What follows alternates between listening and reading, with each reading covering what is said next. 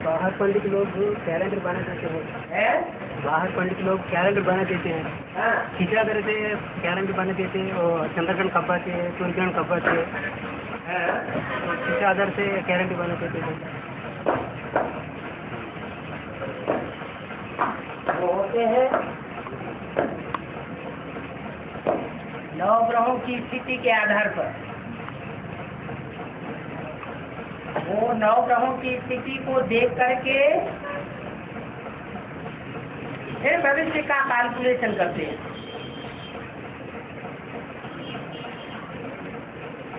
लेकिन फाउंडेशन कहाँ पड़ता है इसका? इस बात का भी फाउंडेशन पड़ता है यहाँ। हम बच्चे जब जान जानेंगे कि नौ ग्रह कौन कौन से हैं और उनकी दशा में कौन कौन आते हैं, कब कब आते हैं, तो हमारी बुद्धि में भी बैठेगा। वो हद की बातें हैं और ये बेहद की बातें हैं।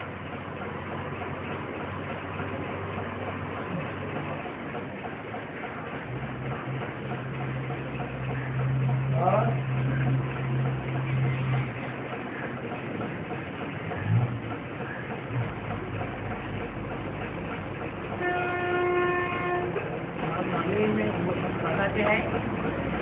बताते हैं मैं अपने आप ही आता हूँ, बुलाने से नहीं आता ऐसा बताया। और दूसरे मूल्य में बताया जो पति का पावन आओ बुलाते हैं वो पति से पावन बनते हैं, वो जो पति पावन आओ नहीं बुलाते हैं वो पति से पावन बनते नहीं। इसका मतलब क्या है? इसका मतलब तो यही हुआ कि जो बुलाते हैं तो ये जरूरी थोड़े कि बुलाने से आ जाते हैं। वो बुलाते हैं, उनका पाठ है बुलाना, लेकिन कौन बुलाते हैं ये पहचान दी कि बुलावेंगे वही जिन्होंने 63 जन्म में कुछ अनुभव किया होगा संग और साथ का, उनको स्मृति आवेगी वो बुला लेंगे। और जिन्होंने संग साथ का अनुभव नहीं किया होगा वो बुलावेंगे भी नहीं। बाकी ये कोई जरूरी नहीं है कि उनके बुलाने से मैं आ जाता हूँ। मेरे आने का और मेरे जाने का कोई को पता ही नहीं चलता।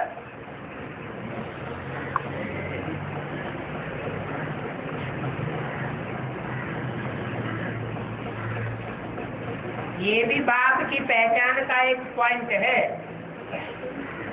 क्या कि बाप कब आते हैं और कब जाते हैं ये कोई को पता नहीं चलता। भले राम के ही भक्त क्यों न हो, पतित पावन सीता राम को जो बुलाते हैं वो पतित पावन बनते हैं। जो पतित पावन सीताराम को बुलाते नहीं वो पतित से पावन बनते भी नहीं। लेकिन ये वो जरूरी नहीं है कि बुलाने से आ जाते हैं उसी जरूर।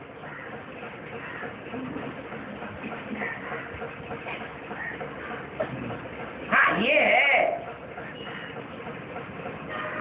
कि याद की तीखी चाबी घुमा देंगे तो जहाँ जहाँ जो जो घुमा देंगे वहाँ वहाँ बाप दादा आ जाएंगे।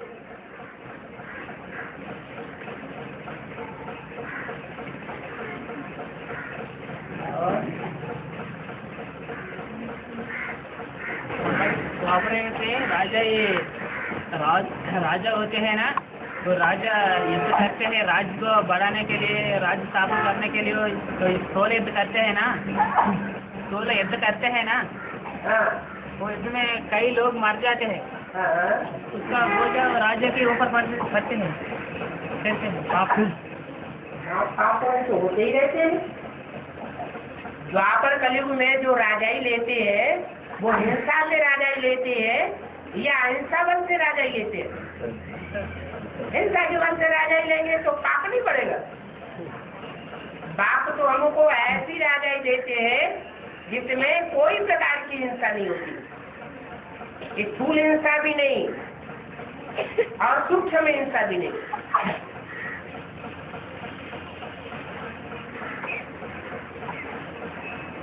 द्वापर कलयुग में कोई बाप थोड़ी पढ़ाने वाला होता है।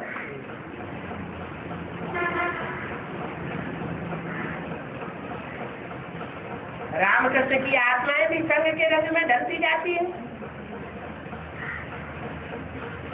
हाँ कोई कम ढलते हैं, कोई ज्यादा ढलते हैं।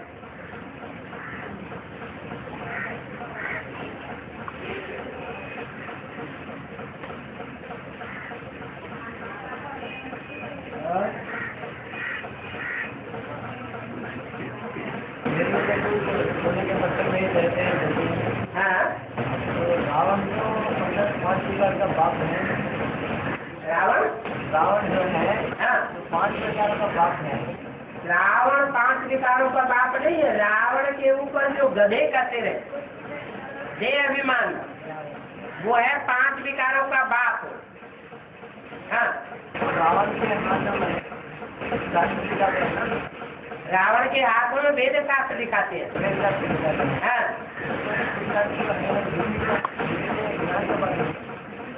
वेद शास्त्र जो है वो मनुष्यों के लिखे हुए होते हैं।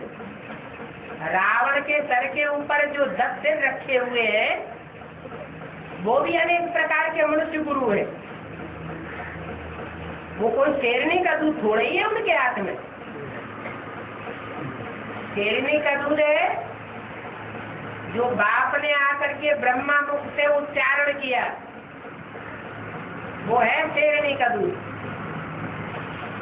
वो उसी बुद्धि रूपी पवित्र पात्र में ठहरेगा जो पवित्रता का पक्का व्रत लेगा। अपवित्र बनता रहेगा तो बुद्धि में वो ज्ञान ठहरेगा ही नहीं। प्रैक्टिकल बातें हैं अनुभव में आने की।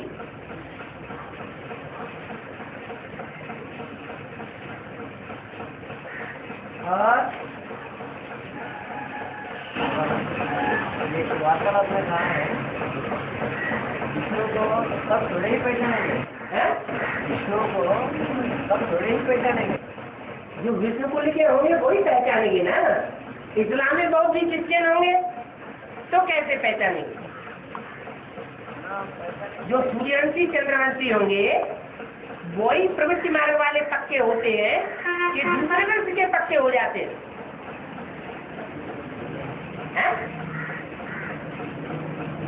जो सूर्यवंशी है चंद्रवंशी है वो मिलकर के देवता बनते हैं, प्रवृत्ति मार्ग के पक्के बनते हैं। और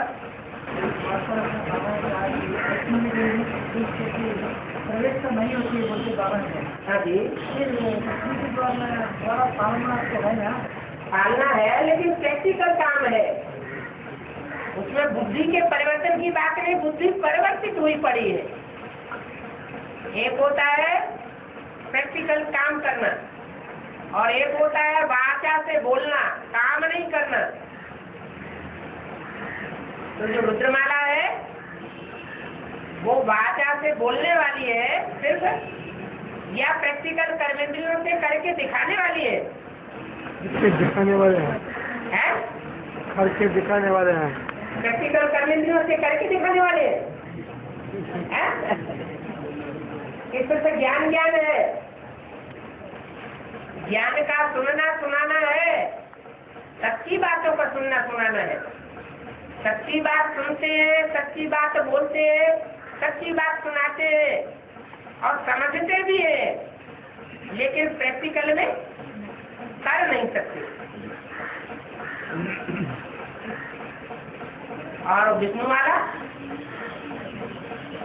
प्रैक्टिकल करके दिखाती है। क्या सिर्फ है जो करके सिखाती है और ये नहीं करके दिखा पाती?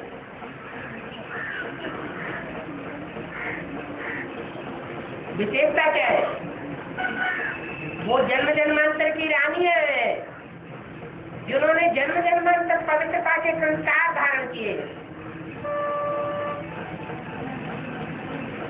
इसलिए दुनिया का हर काम पवित्रता के प्रैक्टिकल पावर के आधार पर होता है।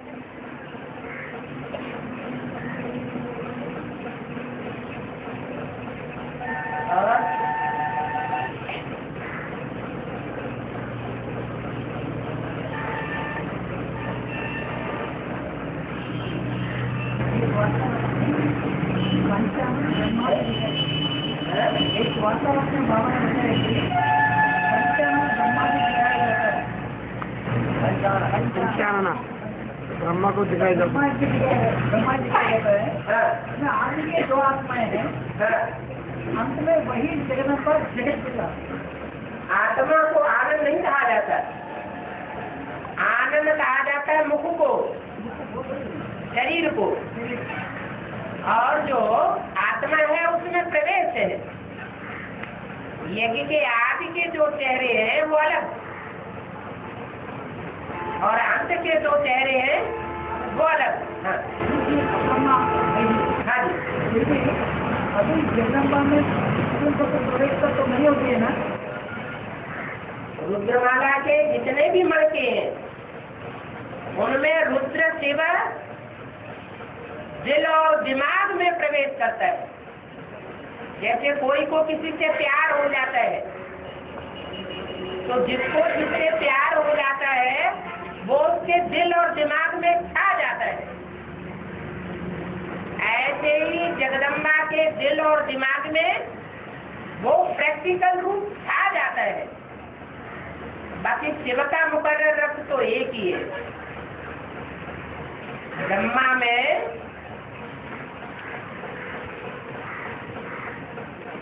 चंद्रमा का रूप दिखाया जाता है। वो चंद्रमा जगदम्बा में प्रवेश करता है तो महाकाली का रूप बन जाता है। जो ब्रह्मा सात्विक रूपधारी था वो तामसी रूप पकड़ लेता है, शक्तियों द्वारा फिर संहारकारी बनता है। हिसाब किताब ब्रह्मा का कब पूरा होगा? ब्रह्मा ने जो इतना सहन किया बच्चों के साथ, और बच्चों ने इतना तंग किया, वो हिसाब किताब पूरा कब होगा? सचिव में यही हिसाब किताब पूरा होता है।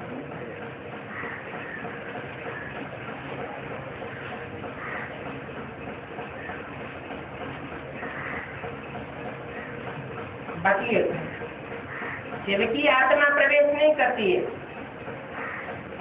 ये कोई बच्चा कह नहीं सकता कि मेरे अंदर शिव प्रवेश है। हाँ, शिव जिसमें मुकर्रर रूप से प्रवेश करता है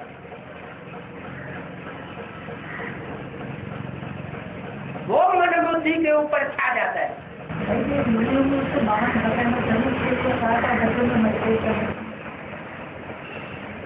वो कोई कह नहीं सकता कि मेरे अंदर प्रवेश है, साबित नहीं हो सकता।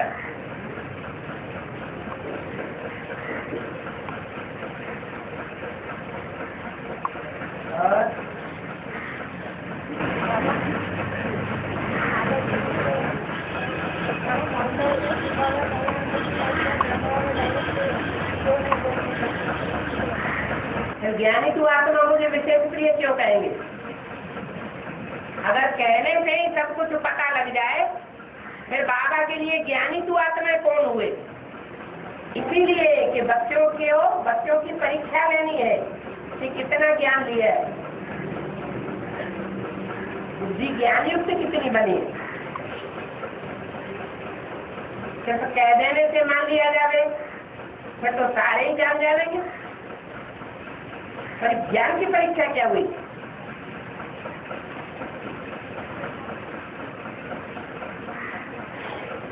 और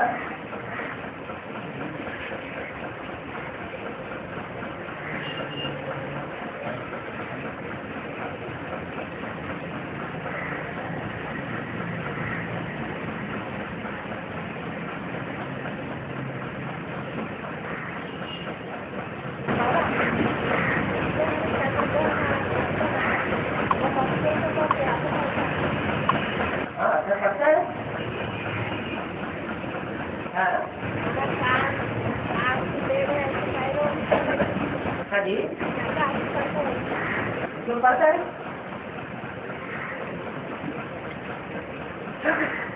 चंद्र ग्रहण होता है, सूर्य ग्रहण होता है, तो कहते हैं सूर्य के सामने डायरेक्ट नहीं देखना चाहिए। बहुत से लोग अंधे भी हो गए हैं। अब वो तो जानते नहीं है कि वेद का सूर्य क्या है। वेद का सूर्य क्या है? जो मुकर्रर रहते हैं वही कि वेद का सूर्य है, जिसमें केवल प्रवेश करते हैं। लोग समझते हैं सूर्य के ऊपर ग्रहण लगता है। अब माया का ग्रहण क्या सूर्य के ऊपर लगता है क्या?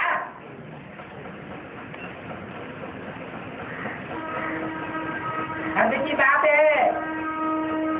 तो सूर्य ग्रहण तब माना जाता है जब बीच में चंद्रमा आ जाता है।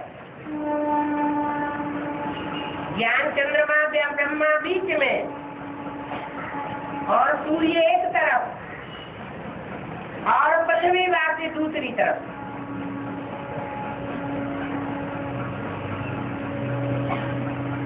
चंद्रमा की परछाया पृथ्वी वासियों के ऊपर जहाँ जहाँ पड़ती है,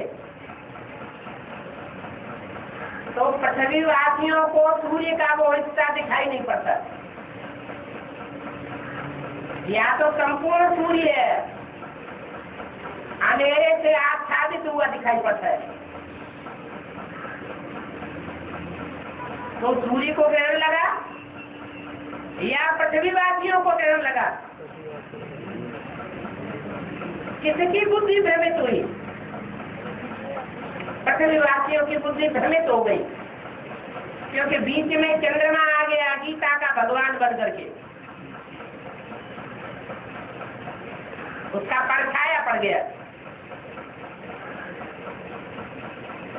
ऐसे चंद्रग्रहण जब होता है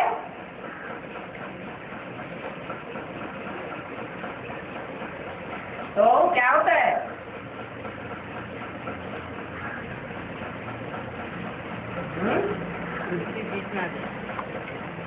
चंद्रग्रहण जब होता है तो बीच में पृथ्वी आ जाती है।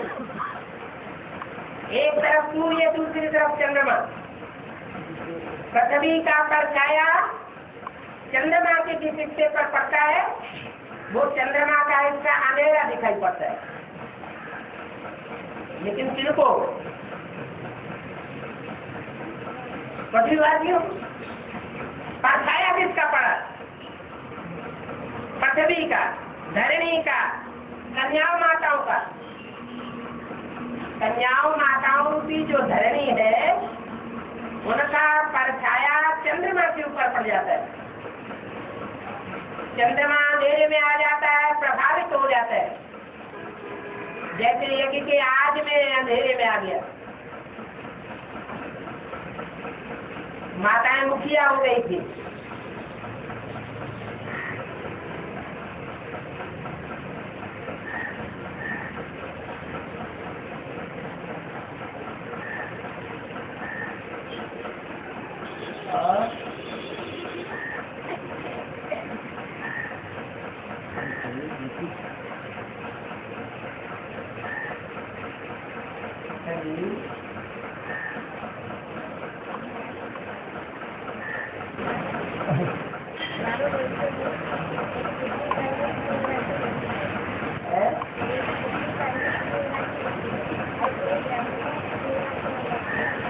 एक पृथ्वी पर ही जीवराशि होती है। हाँ।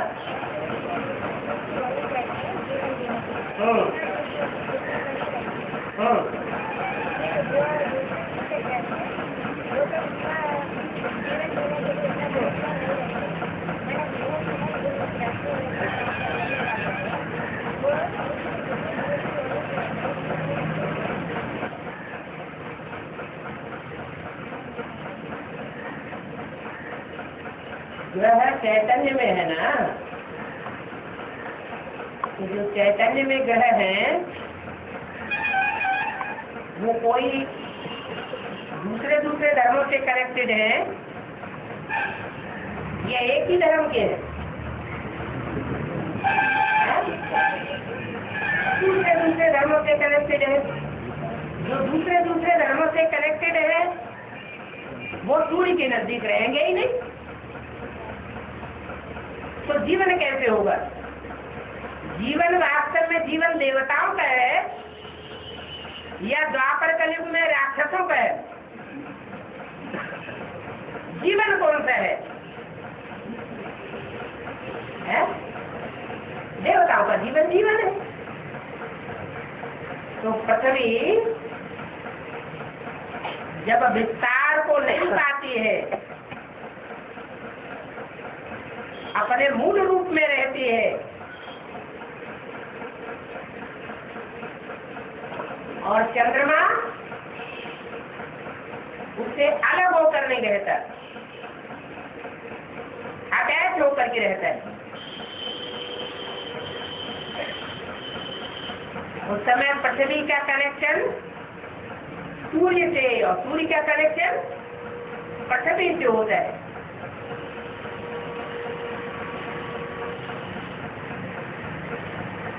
इसलिए कहा जाता है दूसरे ग्रह उपग्रहों पर जीवन नहीं है, और वास्तव में है भी नहीं, क्योंकि वो तो कोई बहुत सूर्य से दूर है और कोई बहुत सूर्य के नजदीक है, इसलिए उनको वायुमंडल वो नहीं मिल सकता। अभी पृथ्वी पर भी नॉर्थ पोल और साउथ पोल सूर्य से बहुत दूर हो जाते हैं, तिरछी किरणें पड़ती है सूर्य की, इसलिए वहां जीवन नहीं है।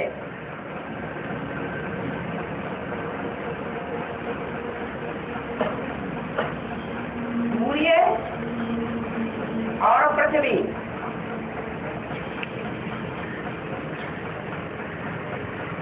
इन दोनों का समान रूप से जो मेल होता है उससे जीवन बनता है। पृथ्वी है जगदम्बा,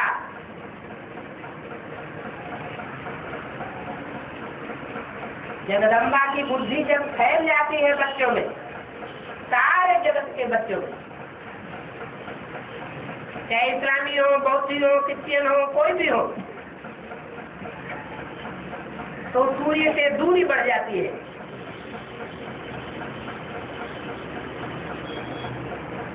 और जब बुद्धि केंद्रित हो जाती है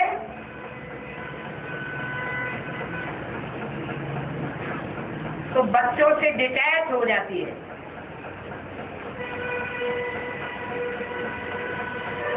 इसलिए पृथ्वी प्रकृति माता का रूप धारण कर लेती है, सात्विक बन जाती है, और सात्विक बन करके सब देवताओं की पालना करती है।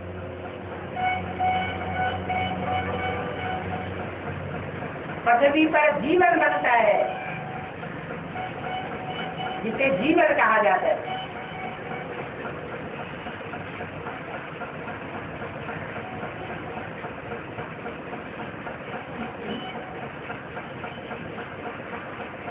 और वाटर ट्रेन है ना, द्वादश नहीं हाँ वाटर में हाँ जी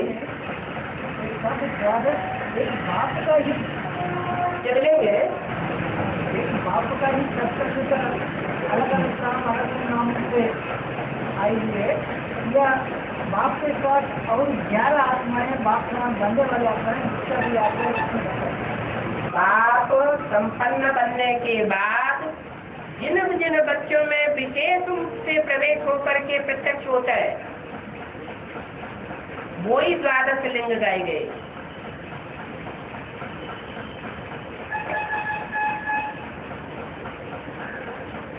और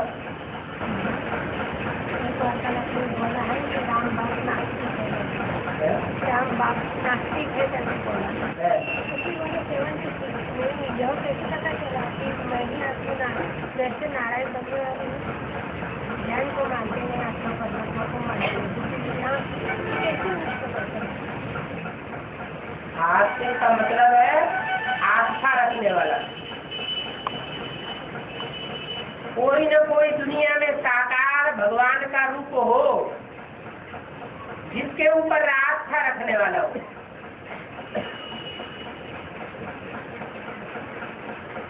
तो 76 में ये कैसे कहा जा सकता है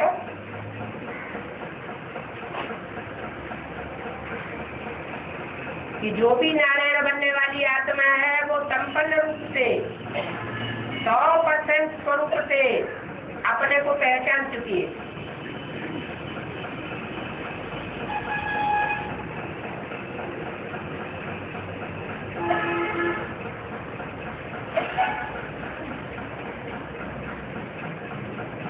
अपने को पहचान ले तो पक्का हो जाए कि शिव मेरे में प्रवेश है, और शिव मेरे में प्रवेश है ये स्वीकार कर ले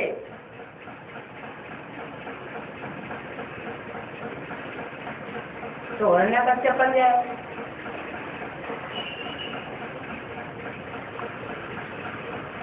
बन जाए कि नहीं बन जाए?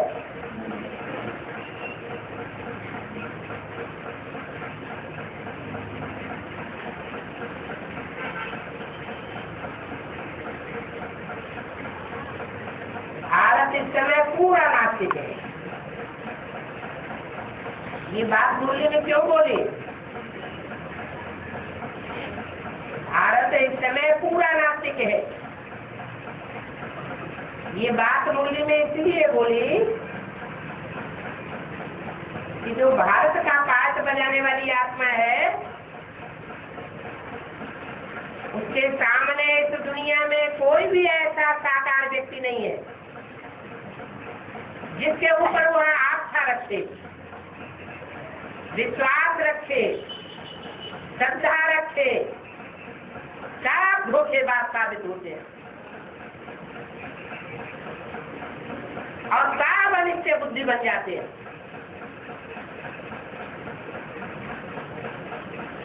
इसलिए बोला भारत इस समय पूरा नास्तिक है।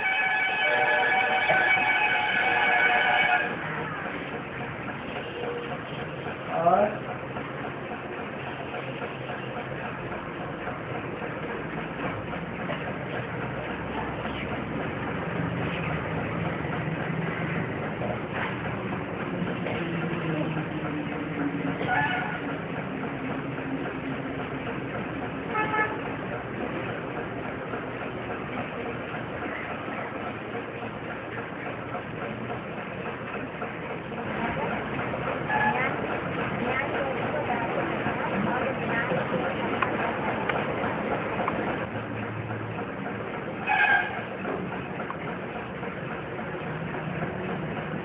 ज्ञान गर्भ को धारण किया जाता है तो गर्भ से क्या पैदा होता है? बच्चा पैदा होता है।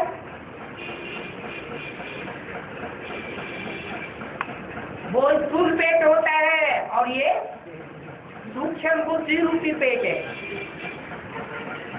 इस बुद्धि रूपी पेट में ज्ञान धारण किया जाता है।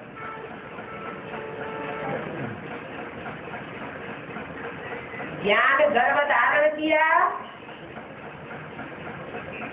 तो आज गर्भ धारण किया जाता है और कल गर्भ बाहर आ जाता है।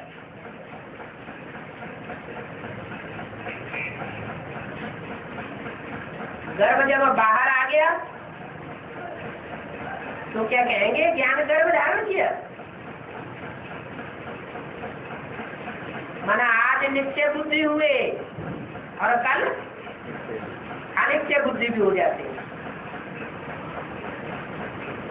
जिन बच्चों को ज्ञान में जन्म दिया जाता है उनके प्रति सोने की जंजीरों का अगर लगाव हो गया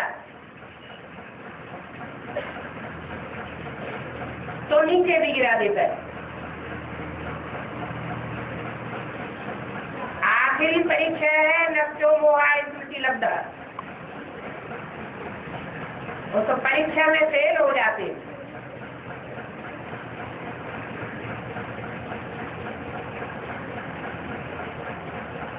माताएं गर्भ धारण करती है या पिता गर्भ धारण करता है? तुम 7 सीताएं हो, तुम 7 द्रौपदियां हो, तुम ज्ञान का गर्भ धारण करने वाली हो। और बाप बीज बोने वाला, बाप ज्ञान का बीज बोने वाला है।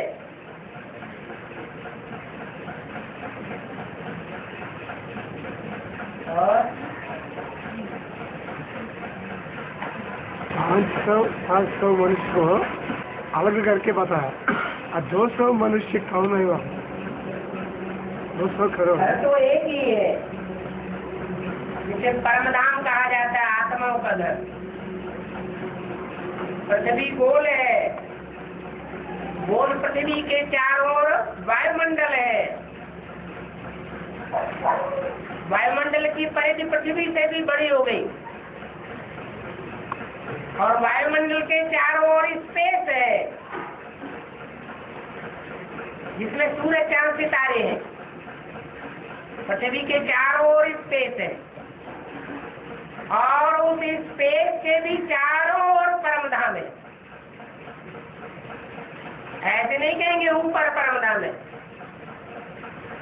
दाएं या बाएं या सामने या पीछे परमधाम है, नीचे परमधाम नहीं है। चारों ओर परमधाम है, चारों ओर स्पेस है, पृथ्वी के चारों ओर वायुमंडल है। तो जो आत्माएं परमधाम में पृथ्वी के जितने नजदीक होंगी वो उतनी ही बुद्धि में मंद बुद्धि वाली होंगी और जितना ही पृथ्वी से परे रहेंगी, दूर होंगी, उतनी ही बुद्धि की तीक्ष्ण होगी। तो 500 करोड़ आत्माएं मनन चिंतन मंथन करने वाले मनुष्य और जो पृथ्वी की परिधि के जितने ही नजदीक रहने वाले हैं 200 करोड़, वो मनन चिंतन मंथन करने वाले नहीं है। इसलिए उनको मनुष्यों की कोटि में नहीं लिया जाता। कीड़े मकोड़े जैसे आए, जैसे पतंगा, बरसात हुई ढेर सारे पतंगे ही पतंगे हो जाते और सवेरा हुआ सब खलास।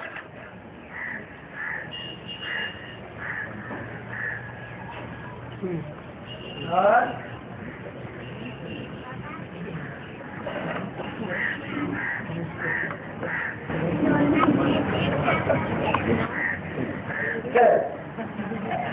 वाह भैया, अभी तक यही नहीं जाना लक्ष्मी ज्ञान धन लेती है कि सून धन लेती है? भक्ति मार्ग वाले तो स्थूल धन मांगते हैं।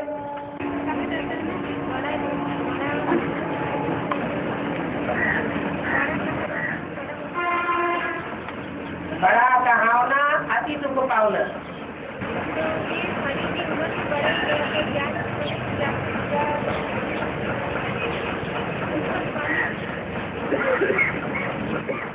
कोई भी ये कोशिश करता है कि मैं बड़ा बनूं, तो उसको दुख जरूर मिलता है।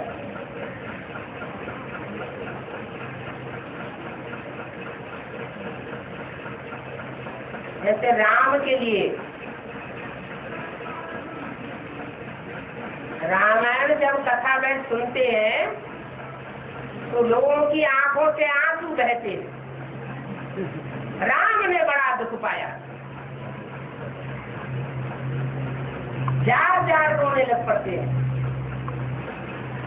तो रोने वालों से पूछा जाए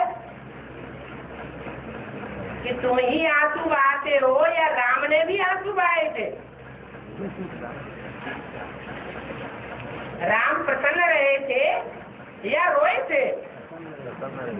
उन्होंने तो भक्ति मार्ग की रामायण में ये भी दिखाई दिया है कि सीता के वियोग में राम जंगल जंगल में रोते फिरे। अब उनसे पूछो तुमने देखा था क्या है? जो बड़ा होता है उसे बड़ा करके दिखाने की जरूरत नहीं होती है, और जो बड़ा करके अपने को दिखाना चाहते हैं उनको दुख जरूर मिलता है, बहुत मेहनत महसूस होती है। बाप कहते हैं जहाँ मोहब्बत होती है सच्ची, वहाँ मेहनत महसूस नहीं होती, और जहाँ सच्ची मोहब्बत नहीं होती है वहाँ मेहनत बहुत महसूस होती है। पुरुषार्थ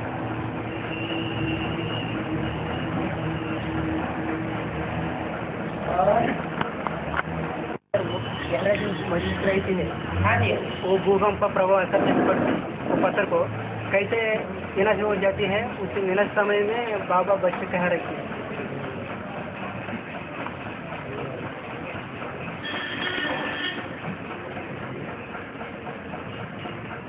जब आखिरी विनाश होगा तो चाहे ग्रेनाइट का बड़ा पहाड़ माउंट आबू हो, वो भी नहीं रहेगा।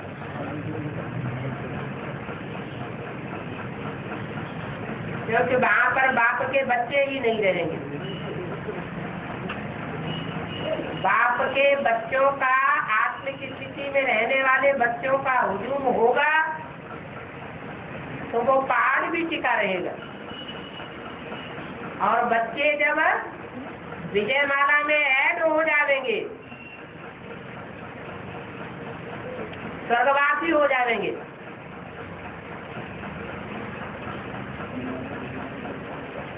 तो ग्रेनाइट का पहाड़ ही क्यों न हो,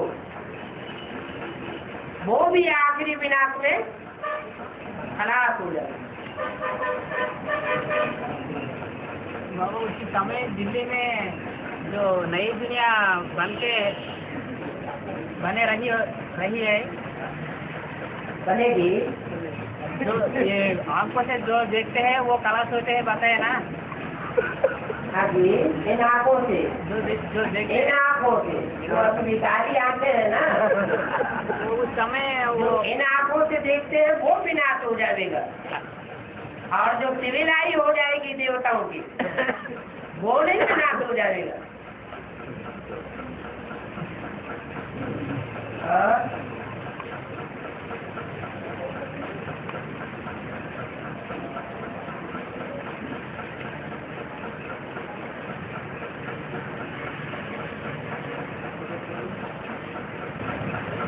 तो शंकर को शेरनी की चमड़ा पर बैठा होते कहते हैं ना, आसन है।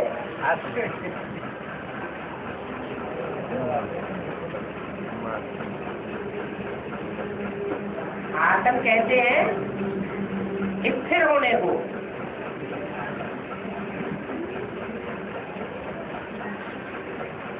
शेर से मिसाल दी गई है, वो भी बाघ से।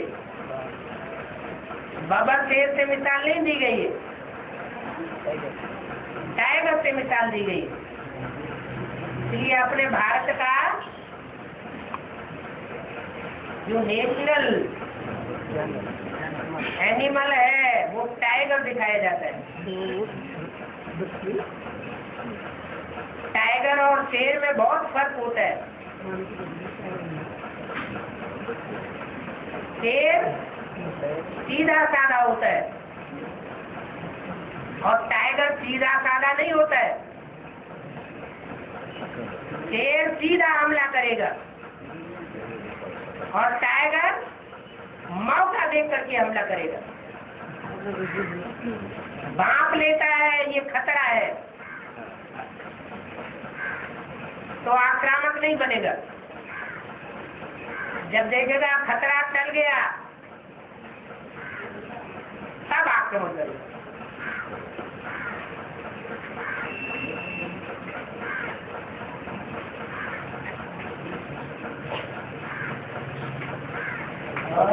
किसकी याद बाबा है बाबा शेर किसकी याद? ब्रह्मा बाबा की आज्ञा है बबर से, इसलिए सिंह वाहिनी भी देवी दिखाई जाती है और एक बागंबरी देवी दिखाई जाती है। बाघ वाहिनी, सिंह वाहिनी और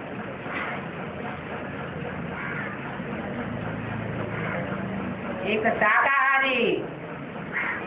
देवी के दो रूप हैं, एक शाकाहारी और दूसरी मांसाहारी।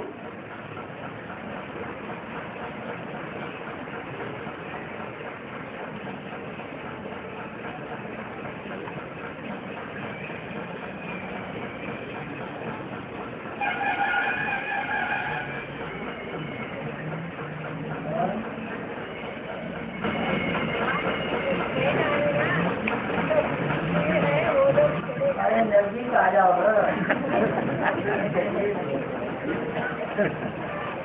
ऐसे तो मालूम पड़ता है कि सबसे पूछ के भाग जाइए। ट्रेन आएगा, ट्रेन होगा, वो लोग खेलेगा। कौन सा ट्रेन है? जब कराची में 300-400 पहुंचे थे, हिंदुस्तान पाकिस्तान के बीच में खूंखार युद्ध हुआ था, खून की नदियां बही थी। उस समय स्थूल ट्रेन चली थी या सूक्ष्म ट्रेन चली थी? सूक्ष्म चली थी,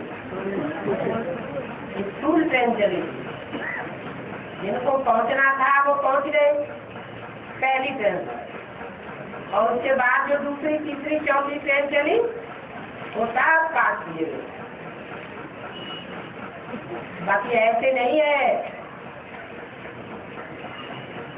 कि जिनके सूक्ष्म संकल्पों की ट्रेन नहीं चलती होगी,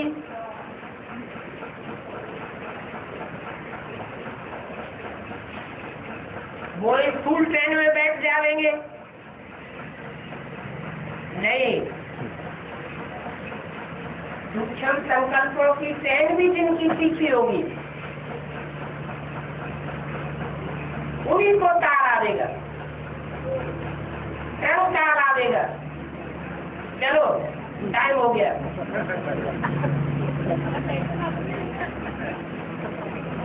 सूक्ष्म संकल्पों की ट्रेन क्या होती है? मनन चिंतन मंथन की ट्रेन है।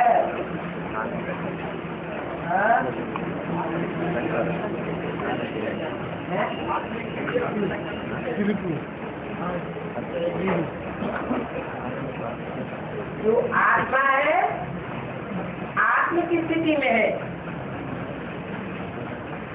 आत्म की स्थिति से परमात्मा बाप दूर नहीं है।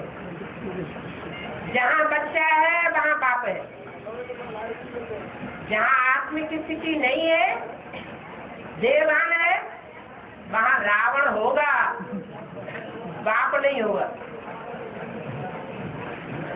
बाप अपने बच्चों के पीछे छत्र छाया वापिस रहता है। आत्मा से परमात्मा बाप दूर नहीं हो सकता।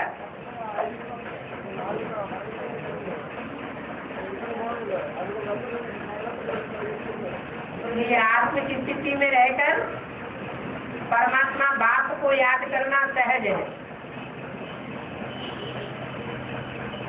ये कहते हैं पहले आत्मा को याद करो, आत्म की स्थिति में अपन को आत्मा समझकर फिर बाप को याद करो।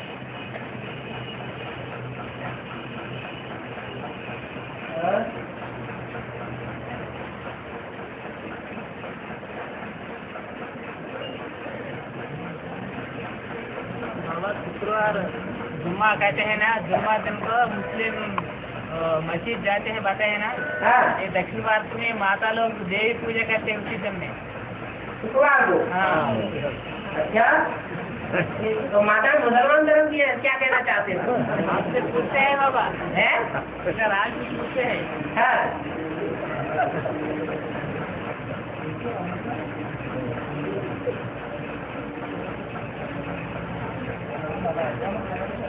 क्या राज क्या है पूछते हैं बाबा, बताओ।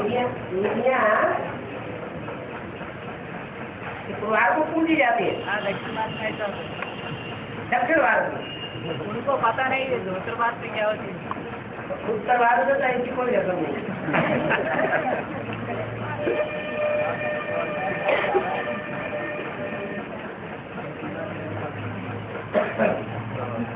हर बात का जवाब तुरंत नहीं दिया जाता।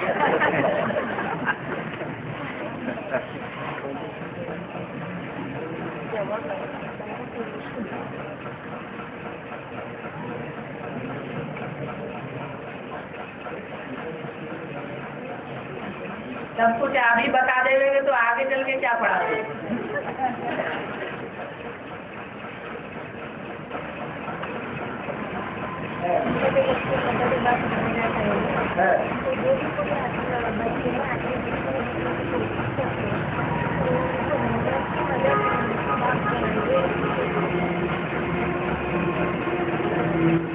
आदमी की स्थिति में टिकने के लिए थोड़ा प्रयास करना पड़ता है ना।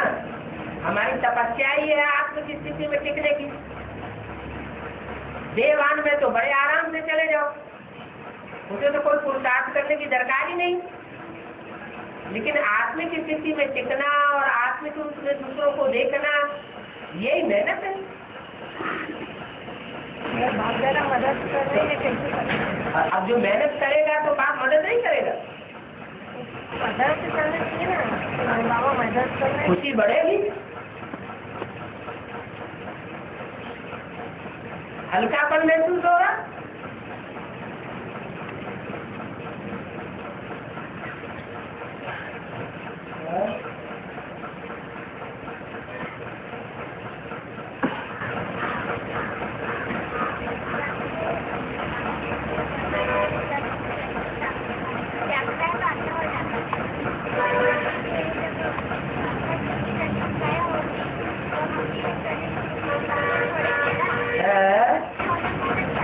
अंधे होना माने वो आखिरी तामसी स्टेज होती है शूटिंग की। क्या जब तक पूरा ग्रहण नहीं चढ़ा है, क्या जब तुम पूरा उतरती कला में उतर जाते हो तब मैं चोटी पकड़ करके उठाता हूँ। हमारा शूटिंग पीरियड में भी जो सर्प का मिसाल दिया है वो चौथी अवस्था होती है, कामसी स्टेज। उसमें कामांधकार, क्रोधांधकार, लोभांधकार अति का बढ़ जाता है।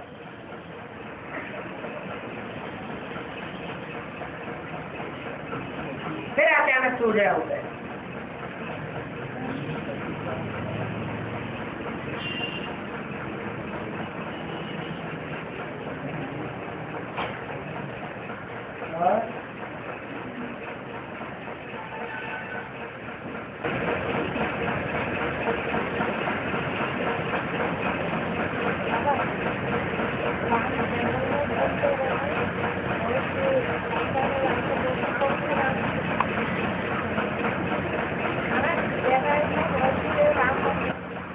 ऐसा ही तो राम की बात है।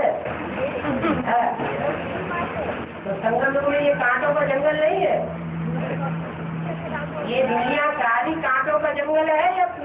राज्य है? रावण का राज्य है ना? हैं? वैसे भी के लिए लागू होता है, वैसे भी के लिए लागू होता है। हाँ। घट घट रमते राम रमैया, कहते हैं जहाँ देखो वहाँ राम ही राम रमता है। अब रमते तो मनुष्य है ना, तो किसके लिए बोला है? वैष्णवी देवी के लिए बोला है या राम वाली आत्मा के लिए बोला है? राम वाली आत्मा के लिए बोला। राम के लिए कहते हैं, जंगलों में घूमते फिरे तो सारी दुनिया कांटों का जंगल ही तो है।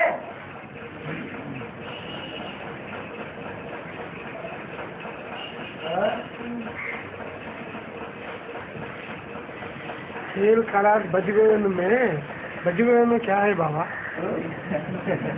खेल खराब बजगोयन में कहता है, बजगोयन में क्या है? माना जब खेल खराब होता है तो गोविंद को भजो, गोविंद का भजन करो, गोविंद के पीछे भागो। उन्होंने तो गोविंद कृष्ण को कह दिया है, लेकिन हम तो जानते हैं गोविंद कौन है। हमारे लिए तो शिव बाबा है।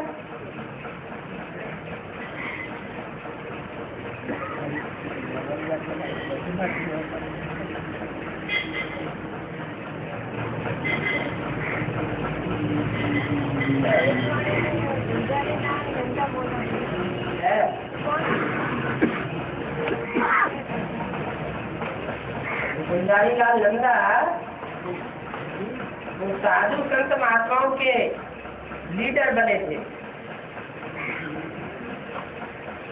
गौ रक्षा आंदोलन चला था, गौओं की सुरक्षा करने का ठेका लिया था। वो तो जानवर गौ थी।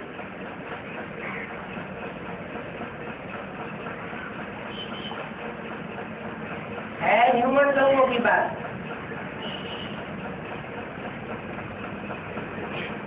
जो भी साधु संत महात्माएं हैं, उनका जो उद्धार करने वाला कौन है? उनका जो उद्धार करने वाला एक ही है। जो सच्ची सच्ची गौएं, ह्यूमन गौएं हैं, उनकी सुरक्षा का आंदोलन चलाता है। इसलिए गुलजारी लाल नंदा कहा जाता है।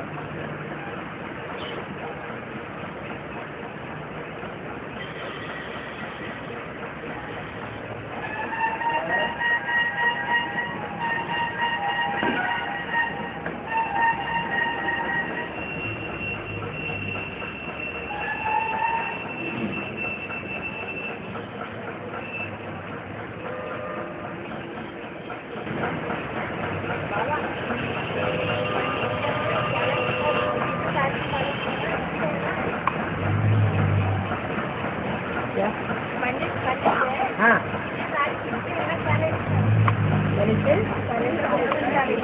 कैलेंडर लिखते हैं। हाँ जी।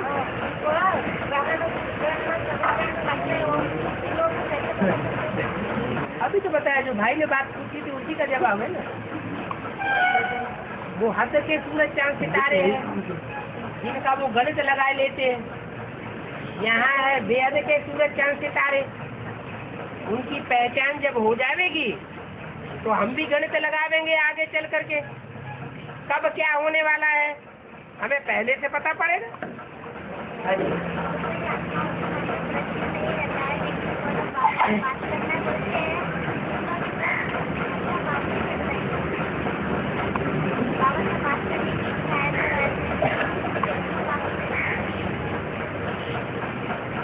बात करने किससे आप चल जाता है।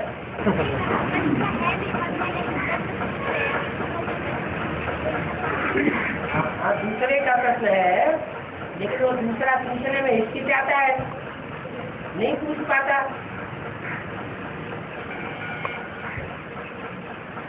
तो कोई दूसरा पूछ लेता है। समाधान तो मिलता है दूसरे को, तो उसको पाप क्यों चढ़ेगा?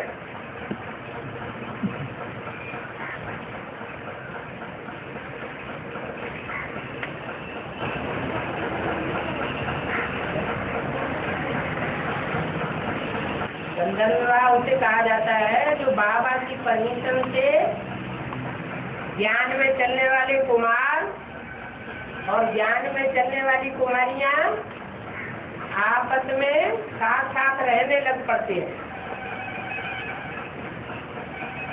गंधर्व विवाह कर लेते हैं। विवाह माना शादी। बाबा ने क्लैरिफिकेशन दिया मुरली में, शादी माना क्या? नहीं, शादी माना विकार में जाना, विकार में जाना माना शादी।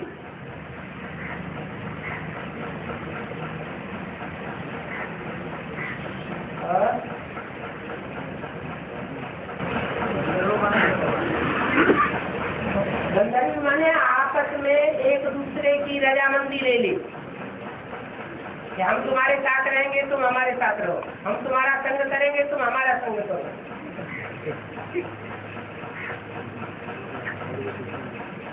हो गया गंधर्व विवाह। भर बाबा ने कह दिया है कि पहले ही दिन ढेर हो पड़ेंगे, शादी बर्बादी, फिर भी अपनी मनमानी करते हैं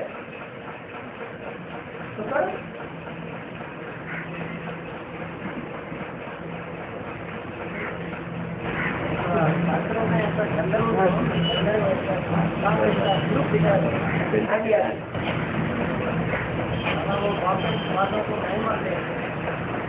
तो सब लोग यहीं के हैं, गंधर्व लोक, नागलोक, लोक दिखाए हैं, वो यहाँ की ही तो बातें हैं।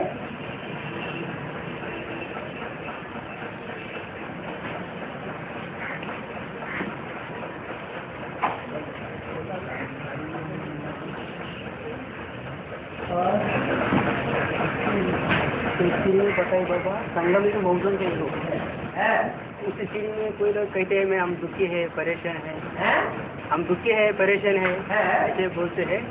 दोनों अर्थ में क्या है? मुरली ने बताया संगम युग है, मौजों का युग।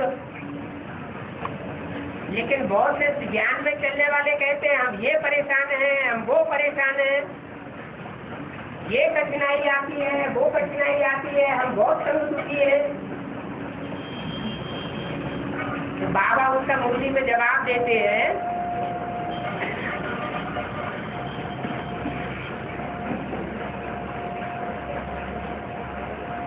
तुम्हारा बाप कौन है? हाँ, सुप्रीम सोल तो है, वो करता क्या है? स्वर्ग का रहता है। जब तुम्हारा बाप हेवनली गॉड फादर है तो तुम दुखी क्यों हो? जिसका बाप करोड़पति अरबपति हो, उसका बच्चा पैसे पैसे के लिए मोहताज कैसे हो सकता है?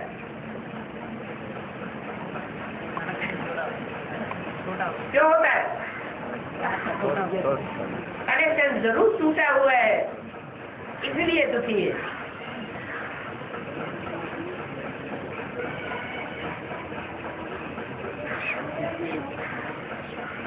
नहीं तो संगम युग मौजों का युग है, मौज ही मौज है।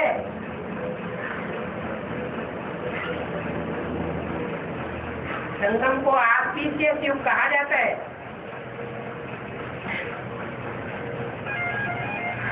और ऐसा भाग्य बनाने वाला कोई युग नहीं होता।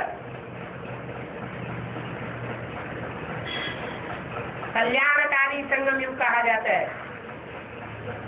इसलिए बाप कहते हैं मुझे रोने वाले बच्चे प्रिय नहीं है, मेरे बच्चे बने संगम युग में जन्म लिया, वो भी पुरुषोत्तम संगम युग में, तो रोने वाले कैसे हो सकते?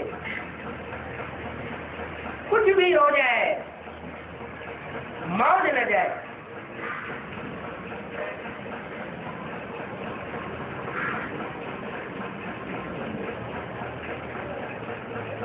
बहुत से तो कहते हैं, हमने जब से सुना कि चंडीगढ़ का केस कोर्ट ने अपने हाथ में ले लिया, कील लगने वाली है, हमारे तो दिल में धक से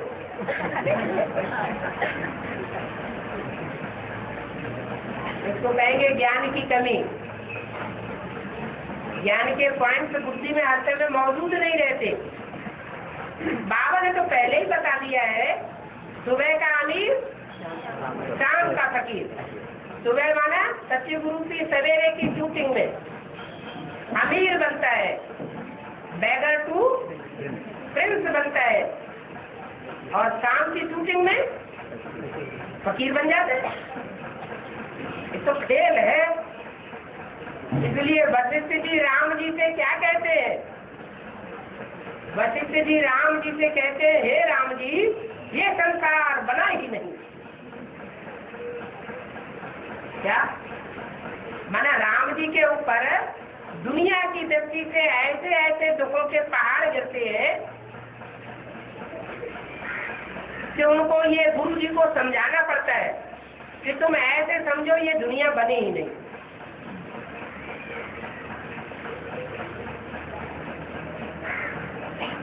जैसे सन्यासी लोग समझाते, सर्वम क्षणिकम क्षणिकम सर्वम मिथ्या मिथ्या। इन आंखों से जो कुछ देखते हो वो आज है, अब कल नहीं रहेगा।